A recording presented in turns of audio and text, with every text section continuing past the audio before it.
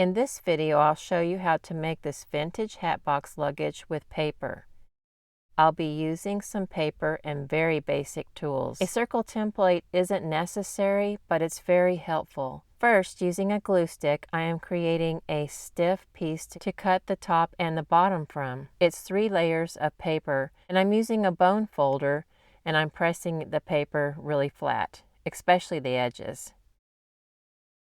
You can see how rigid the paper is now.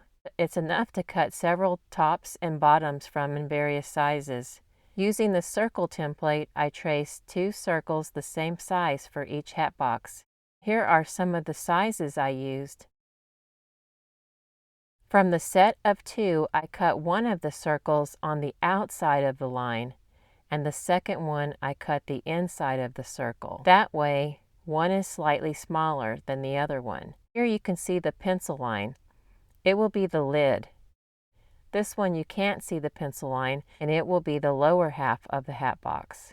I marked out and cut lines like this for the box sides. I want the box to be 7/8 of an inch tall, and I also want a 3/16 of an inch flap to fold over. I roll my paper strip to determine how much will be needed. I just cut the strip in half and it worked fine. That way you have enough to make 2 Hatboxes the same height. I used the back side of my cutter to lightly score the paper. Be very careful of the blade. I do this because it helps the paper fold over easier. I like it to be super flat, so I use the bone folder over the folded edge. If you don't have a bone folder, a ruler or something similar will be just fine too. You are just trying to make it as flat as possible. Then I use the end of a paintbrush to curve the entire strip of paper. I notice that one end always curls more than the other. It still works out fine though. On the 3/16 side of the strip, I make little cuts really close to the fold line. Here's what I mean about the little cuts.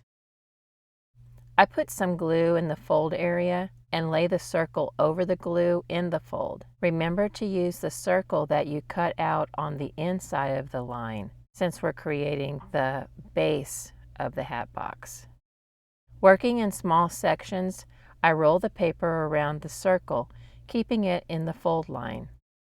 I also put a little bit of glue on top of the circle, and I fold over the little cut pieces, being sure that they lay flat. So I continue to work in small sections all around and folding over the little cuts as I go. When I get to the end, I fold it over to see how much I need to cut off. I put a little bit of glue on the short edge and I glue it down. Here is what you should have so far. Handle it with care though at this point, since it's only a single thickness of paper. I made marks on the long edge of the paper 3/16 of an inch and 1/4 of an inch for the height of the lid side. Again, I fold it in half, cut it, and set one of them aside to use for another Hatbox at another time.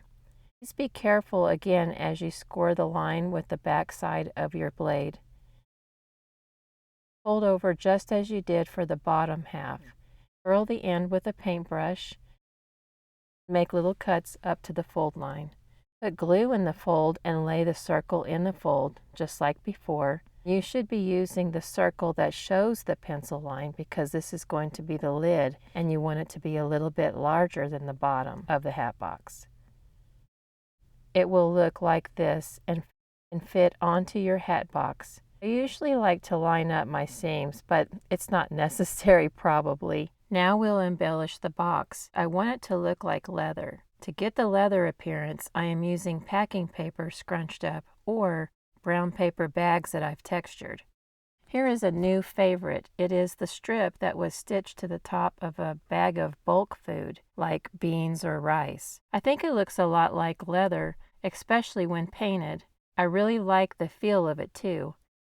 If you plan to open your box, you might want to line it with paper. I try to use a small print or stripes. I like to age the inside and sometimes the outside with some chalk pastels. I also use some glue and Mod Podge. I pick a few different browns to paint mine. I use some small scissors and a ball stylus with a small tip. And of course you need the Hatbox These are just the things I like to use, and you may have some different ideas and things that you want to use instead.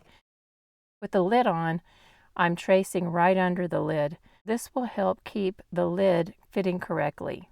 I usually like to start by covering the top and bottom first. I like the texture grocery bag, but this time I have chosen to use the scrunched up packing paper.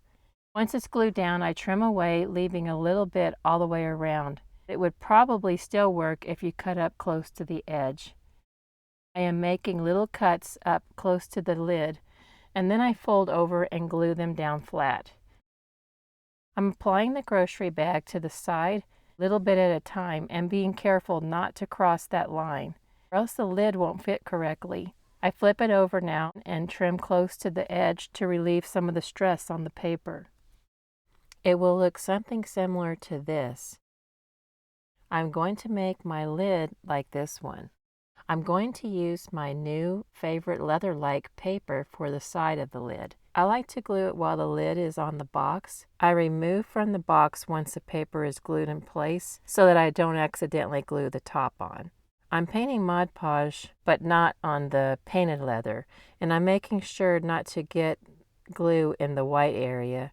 I do a wash of brown paint, and when that's dry, I apply a different brown wash over it until I get the desired look that I like. I want the leather to look old and dry because it's for my Old West hotel. I cut a slender piece of leather-looking paper, and I'm gluing it near the base of the bottom half. Here's how mine's looking so far. I am adding some different brown pastels, darken up some areas, and it helps it look dusty too. I don't want the paper to stay white, so I'm coloring it with pastels instead of paint. Paint would make it too thick and the lid would probably not fit anymore. I also use pastels on the inside, just not all the way down. On the inside of the lid too. I'm also going to line the inside with some decorative paper. Cut a strip of paper the same height as the Hatbox, minus 1/8 of an inch. Get an idea how long I need, I roll some paper around it. Of course, this is just how I did it, and you may want to do it differently. I also trace out a couple of circles, the same width as the box, and I cut them out by cutting on the inside of the line. I curl the paper because I have noticed that it makes it easier to glue it into the box that way. I make sure not to glue too high up on the inside. With the paper rolled up, I put it into the box and start to press it into place. Just cut off where it overlaps and glue down the end. Then I glue the circle to the inside of the box. I also glue a circle to the inside of the lid. I age it with some pastels once it's dry. You can always embellish it further on the inside if desired. It's really up to you how you'd like to embellish the outside of the box.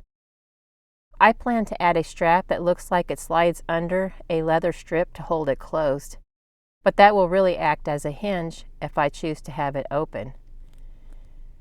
I cut a wide strip of fake leather and glue it on the top and the side of the box. I cut a sliver of a piece of fake leather to make it look like the strap slides under it. I know you'll think this is crazy, but I make a loop of some painted thread for some hardware on the bag. You will probably want to use a jump ring though. I cut a slender strap and attach the ring to one end. I'm trying to make it look as if there is a long strap holding the top and the bottom together in case the big strap comes undone. I poke some holes down the center of the strap to look like notches for the buckle. I also created a handle that I will glue on the side of the box for carrying. I'm purposely making mine rustic looking, of course, but you may want yours to look less rustic. You may even have some tiny nail art studs to look like rivets. I need to paint on some dots to make it look like there's rivets holding on the straps. I tried to make the skinny straps look like one piece. They really aren't, so I can't open and close it. These hat boxes whip together pretty quickly.